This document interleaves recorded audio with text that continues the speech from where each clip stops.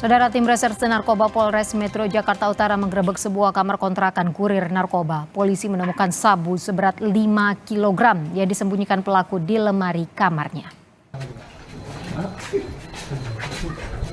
Mendapatkan informasi akan adanya transaksi narkoba di kawasan Koja, Jakarta Utara, tim reserse narkoba Polres Metro Jakarta Utara bergerak cepat.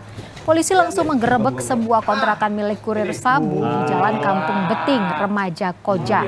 Polisi menemukan sebanyak 5 kg narkoba jenis sabu yang disimpan di dalam lemari kamar pelaku. Pelaku langsung digiring ke Polres Metro Jakarta Utara untuk dilakukan pemeriksaan lebih lanjut guna mengembangkan kasus narkoba.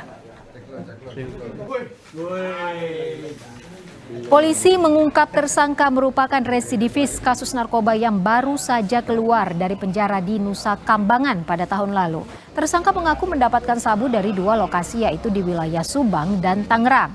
Pelaku sengaja menyembunyikan 5 kg sabu di dalam lemari di rumah kontrakannya di Koja. Polisi terus menyelidiki kasus untuk mengungkap peredaran sabu, sementara tersangka terancam pasal narkotika dengan hukuman seumur hidup. Nusa Kambangan sebelumnya juga pernah divonis 7 tahun dalam perkara yang sama, yaitu narkotika yang dilakukan oleh Polres Jakarta Barat sebelumnya.